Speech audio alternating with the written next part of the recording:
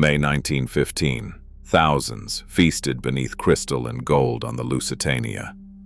In minutes, elegance vanished, tables capsized, and laughter drowned beneath 300 feet of water. The ship's dining rooms now lie frozen in darkness, a banquet interrupted forever. What secrets do these silent halls and their abandoned teacups reveal about the world that vanished with them? Above the Atlantic's restless waves, the first-class grand dining saloon stretched across 2 decks, crowned by a dome nearly 30 feet wide.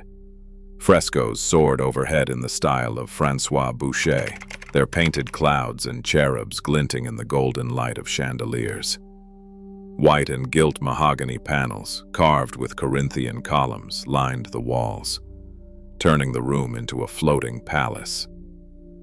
Chairs, each one bolted to the floor to outwit the sea's sway, encircled tables set with polished silver and crystal. Every evening, nearly 500 guests gathered here, their conversations rising with the music of a string quartet. Napkins folded with care, silver teapots gleaming, the clink of glasses and the low hum of voices filled the air. Now, the dome's fragments lie buried in silt. Chandeliers have slipped from their moorings, chairs collapsed in tangled heaps. Where candles once flickered, only dust drifts in the cold beam of a diver's lamp. A single silver teapot rests on its side, its lid still hanging by one hinge, a silent witness to a feast that ended in an instant. Morning once began in the first-class breakfast room, where sunlight filtered through stained glass windows, painting the white tablecloths in soft color. The aroma of toast and coffee drifted between gentle greetings and the quiet rustle of newspapers. Today, the stained glass is shattered, replaced by the green shimmer of seawater. Teacups are fused to the silt, tables rusted and half-sunk. Yet one porcelain saucer sits perfectly intact, untouched since 1915, a fragile survivor in a world reclaimed by the sea. Evening drew gentlemen into the smoking room, lined with Italian walnut and velvet, gold trim catching the lamplight. Leather chairs welcomed debates over politics and stories of distant ports, while cigars glowed and brandy glasses caught the last light. Now, carpet threads wave like seagrass, and paneling peels away from the walls. A brass ashtray, once heavy with ash, lies upside down, filled with tiny shells, an artifact of vanished ritual, waiting in the deep for voices that will never return.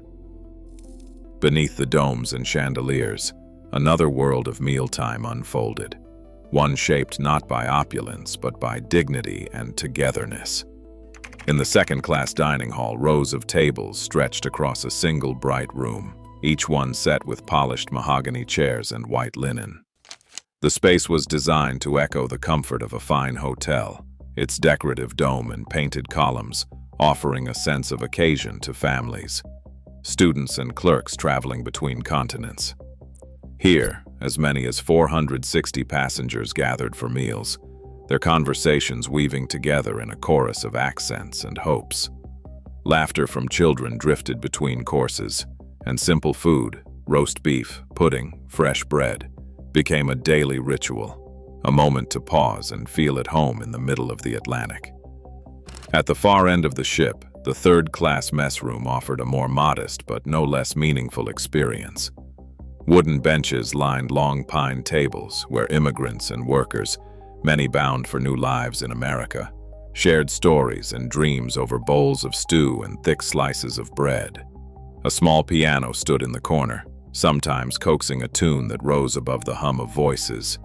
For many, these meals were a rare comfort, a chance to eat together as families, to mark the journey with small celebrations, or to simply reflect on the days ahead.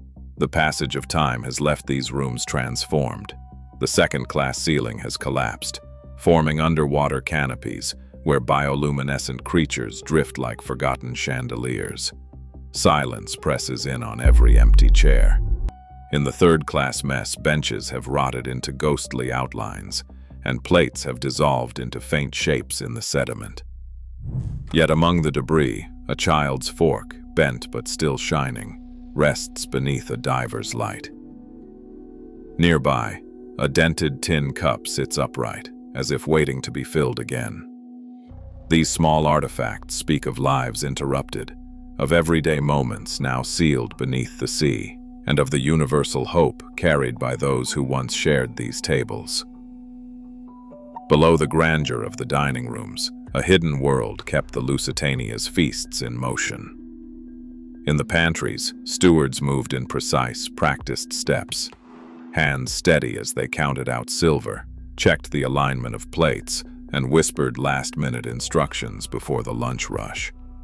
Larders chilled by humming iceboxes held barrels of salted beef, fresh vegetables, and tins of Devon cream, all carefully inventoried for a voyage that could last a week or more.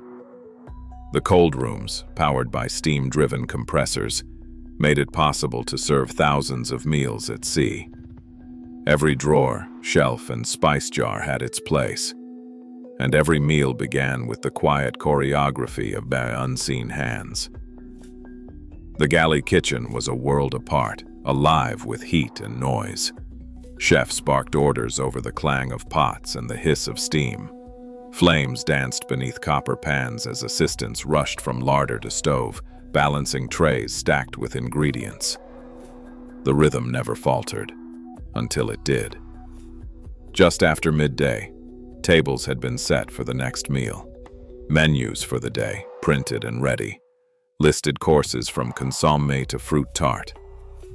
In the service corridor, a menu card, cracked and waterlogged, would later be found fused to the floor, its edges blurred by time. When the torpedo struck, the ship's engines shuddered and the power that kept the iceboxes cold vanished. The ordered flow of the kitchen collapsed into confusion. Stewards braced themselves against the sudden list, cutlery clattered to the tiles, and shouts filled the passageways. In the galley, a heavy ladle, once used to serve soup by the gallon, slipped from a cook's grasp and lodged in a grate where it remains, frozen in a moment of chaos.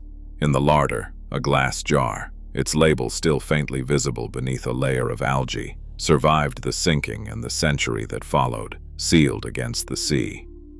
The machinery of service, once so precise, ground to a halt in minutes, leaving behind a backstage still life of cracked menus, broken jars, and utensils caught mid-motion, evidence of a feast that never finished.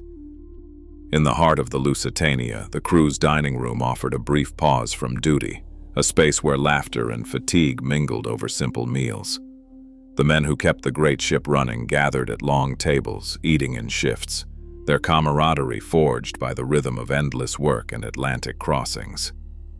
On the day of the sinking, the routine was broken in an instant. Plates slid, cups toppled, and the familiar clatter of cutlery was drowned out by the roar of disaster. Yet even as chaos swept through the decks, a single enamel mug remained upright, its handle still attached, a quiet symbol of brotherhood and the ordinary moments that made up life at sea.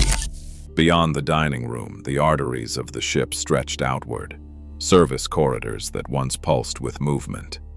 Stewards hurried along these narrow passageways, balancing trays, weaving between pantry doors, and vanishing into the glow of the dining saloons. These corridors were the unseen lifelines of the Lusitania's feast, connecting kitchens to tables, pantries to hungry travelers. Now, the passageways are twisted and bent, warped by the pressure of 300 feet of water and the slow crush of time. Photogrammetry surveys reveal S-shaped bends and corkscrew twists, with some floors sagging more than 1 meter below their original lines. Where once boots echoed and trays rattled, only the sea moves now, drifting past scattered silverware and broken crockery. Amid this labyrinth, a single polished spoon lies on a kinked section of corridor floor, still reflecting the faint light of a diver's torch. Its surface, protected by silt and shadow, glimmers as if waiting for a hand that will never return. Not far away, a wine bottle rests beside an overturned sideboard, label dissolving grain by grain, the cork still in place. This bottle, unbroken through a century of collapse and current, lies as a silent witness to the last unfinished meal. These objects, mapped and recorded by underwater archaeologists, remain anchored in the ship's final geometry, each one a fragment of routine, suspended in a world where time no longer runs forward. The corridors, once alive with purpose, are now a maze of memory. The mug, the spoon, the bottle, each holds a story of work, of community, of a feast interrupted. Their presence beneath the Atlantic is not just evidence of disaster, but of lives lived in the spaces between grandeur and duty. In the Lusitania's silent arteries, the last table is set, not with grandeur, but with the quiet persistence of everyday things, preserved in the deep as a testament to all who pass through. Beneath the Atlantic, the Lusitania's dining rooms remain sealed, untouched, yet not forgotten. Each artifact echoes lives paused mid-meal, a stark reminder that luxury and loss can share the same table.